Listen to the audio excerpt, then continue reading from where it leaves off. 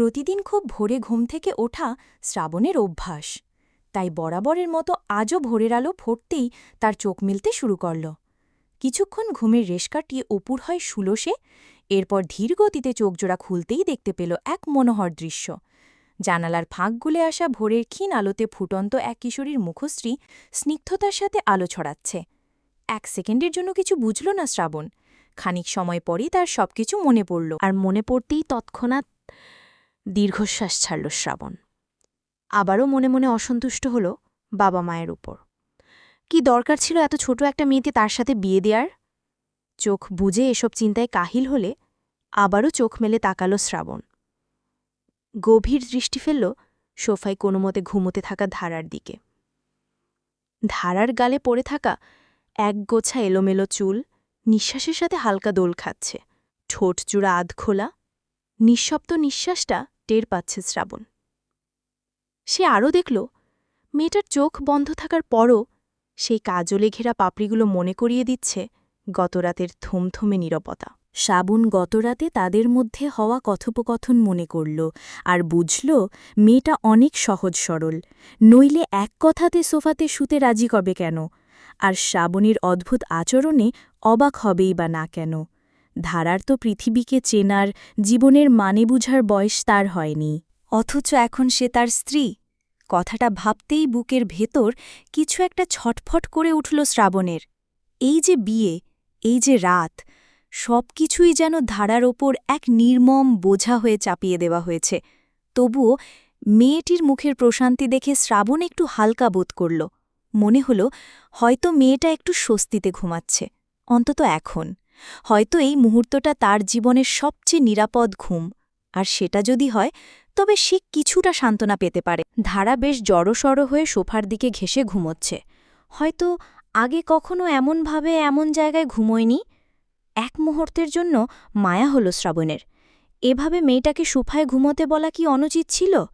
তারই বা কী করার, মেয়েটাকে বউ হিসেবে মানতে ইচ্ছে করছে না যে।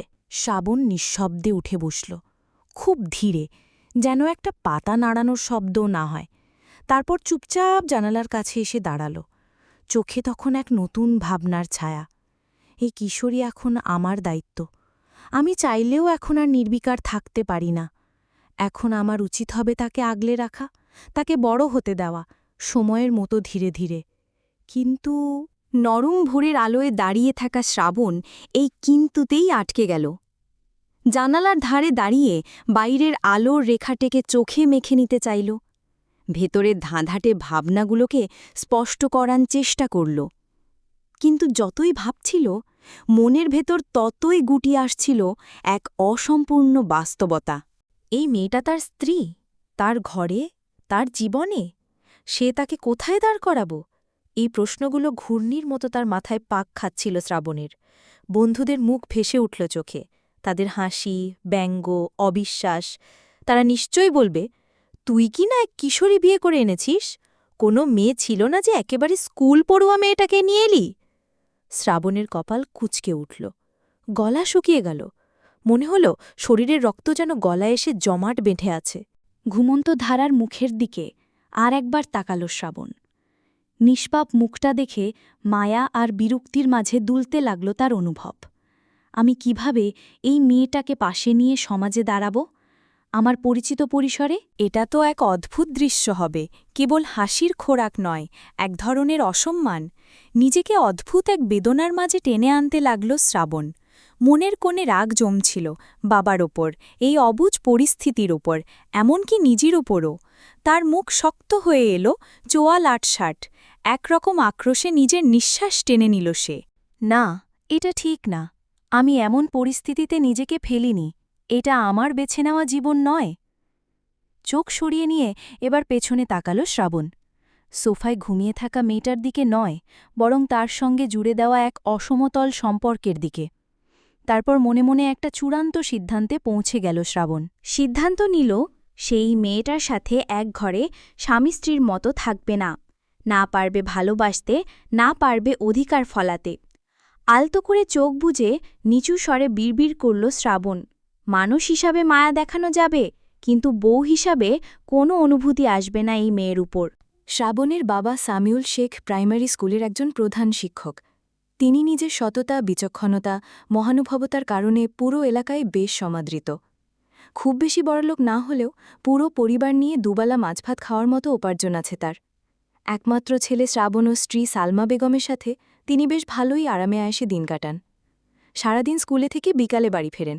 এরকমই এক বিকেলে তিনি বাড়ি ফিরে জানতে পারেন গ্রামে তার মামাতো বোন শিলা ক্যান্সারে মারা গিয়েছেন।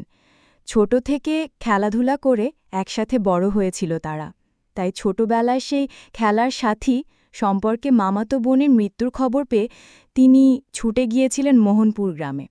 কিন্তু সেখানে গিয়ে তিনি আরও এক করুণ দৃশ্য দেখলেন। শিলার ভাতিজি ছিল ধারা, মানে শিলা ছিল ধারার ছোট চাচা। আর গ্রামে গিয়েই সামিউল সাহেব ধারাকে দেখে জানতে পারেন মেয়েটাকে তার এই বড় চাচা চাচি মারাত্মকভাবে অত্যাচার করে। ফুলের মতো স্নিগ্ধ এই মেয়েটাকে দেখে তিনি আবেগে আপ্লুত হন। নিজের কোনো মেয়ে নেই সামিউল সাহেবের, অথচ মনে মনে পুষে রাখা কন্যার বাবা হওয়ার লোভটা আবারও জেগে উঠল ধারাকে দেখে। তিনি ধারার চাচা চাচিকে প্রস্তাব দেন যে তিনি ধারার সমস্ত ভরণপোষণের দায়িত্ব নিতে চান। অথচ ধারাকে দিয়ে বাড়ির কাজ করানো তার চাচি নাকচ করে। শেষে বাধ্য হয়ে টাকার বিনিময়ে ধারাকে নিয়ে এসেছিলেন সামিউল সাহেব। ধারাও ছোট থেকে অন্যের ওপর নির্ভর হয়ে চলে বলে কোনো আপত্তি করেনি। নিজেকে ভাসিয়ে দিয়েছে ভাগ্যের সমুদ্রে। আর শহরে আসার পর শ্রাবণের দেশে আসার খবর শুনেই সামিউল সাহেবের মাথায় দারুণ বুদ্ধি জেগে ওঠে। ধারাকে এমনিতেই মেয়ে হিসেবে ভীষণ পছন্দ হয়েছিল তার, তাই ছেলের বউ বানাতে এক বিন্দুও ভাবলেন না। ছেলে দেশে আসার সাথে সাথে ইমোশনাল ব্ল্যাকমেল করে বিয়ে পড়িয়ে দিলেন। সবকিছু ভেবে দীর্ঘশ্বাস ফেললেন সামিউল সাহেব। তিনি আসলেই জানেন না যে তিনি ঠিক করেছেন কিনা, কিন্তু যা করেছেন ভালোর জন্যই। চোখে আঙুল বুলিয়ে আবার চশমাটা পরে নিলেন তিনি। তার সামনে থাকা জায়নামাজের দিকে তাকিয়ে থাকলেন অনেকক্ষণ। ফজরের নামাজ পড়া শেষ। তারপর মনটা যেন একটু শান্ত হল। কিছুটা ধীরতায় নিজেকে বোঝাতে লাগলেন, ভুল হোক বা শুদ্ধ, আমি অন্তত ওকে নরক থেকে উদ্ধার করেছি। ছেলেটা যদি বুঝে, সময়ের সাথে যদি ধারা নিজের আত্মবিশ্বাস গড়ে তোলে, তবে এটা তো ঠিক সিদ্ধান্তই হয়ে উঠবে। সামিউল সাহেব জানেন তিনি সমাজের একজন শিক্ষক, শত শিশুর হাতে বই তুলে দিয়েছেন, কিন্তু এই এক মেয়েকে জীবনের সুযোগটা তুলে দিতে চেয়েছেন। তিনি হঠাৎ খুব দৃঢ় কণ্ঠে নিজেকে বললেন, ভবিষ্যৎ তো কেউ জানে না, কিন্তু আমি বিশ্বাস করি আল্লাহ যদি নিয়ত ভালো দেখেন তাহলে ফল কখনো মন্দ হয় না। আজকের অস্বস্তিই হয়তো কালকের আশীর্বাদ হয়ে উঠবে। বুকের গভীরে জমে থাকা সংশয়ের মেঘ একটু সরল যেন। চোখ তুলে আকাশের দিকে তাকিয়ে মৃদু হাসলেন সামিউল সাহেব। দেখা যাক, সময় বলবে আমি একজন দায়িত্ববান বাবা ছিলাম নাকি নিছক এক আবেগপ্রবণ মানুষ। কিন্তু আমি বিশ্বাস করি ধারার ভাগ্যে এখনও অনেক ভালো কিছু লেখা আছে, শুধু একটু সময় লাগবে। সালমা বেগম হাতে চায়ের পাত্রটা নামিয়ে বারান্দার দিকে এলেন। চোখে মুখে কিছুটা ক্লান্তি, কিছুটা চিন্তার রেখা। ফজরে নামাজ পড়ে উঠেই দেখেছেন স্বামী জায়নামাজে বসে অনেকক্ষণ গম্ভীর হয়েছিলেন। ভেবেছিলেন নামাজ শেষে উঠে যাবেন, কিন্তু তিনি তখনও বসে, চোখে একটা স্থিরতা, যেন ভেতরে কোথাও এক দ্বন্দ্ব চলছে। সামিউল সাহেব আকাশের দিকে তাকিয়ে ভাবনার সাগরে ডুবেছিলেন। ঠিক তখনই সালমা বেগম হালকা গলায় বললেন, ঘুম হল না বুঝি? সামিউল সাহেব ধীরে মুখ ফেরালেন স্ত্রীর দিকে। হালকা হাসি ফুটে উঠল মুখে। ঘুম তো হয়, কিন্তু মন কি সবসময় ঘুমোয় বলো? সালমা পাশে এসে বসলেন। গলার স্বর একটু থমথমে হয়ে উঠল তার। তিনি বেশ চিন্তিত মুখে বলেন, তুমি ভালো করেই জানো আমি কিছু বলিনি, কখনো তোমার সিদ্ধান্তে বাধা দিই না আমি। কিন্তু সত্যি করে বলো তো, এই বিয়ে, এটা কি আমাদের ছেলের জন্য ঠিক হলো? ও কি আদৌ মেনে নেবে? একটা দীর্ঘ নিঃশ্বাস ফেলে তিনি আবার বললেন, শ্রাবণ এখনো কিছু বলে না মানে এই না যে সে মেনে নিয়েছে। আর মেয়েটা, সে তো ছোট্ট এক কিশোরী। একজন মায়ের চোখে আমি বুঝতে পারি ও এখনো বোঝেই না সে কি হয়ে গেছে, কোথায় এসে পড়েছে। সামিউল সাহেব স্ত্রীর কথাগুলো শুনে চুপ করে গেলেন কিছুক্ষণ।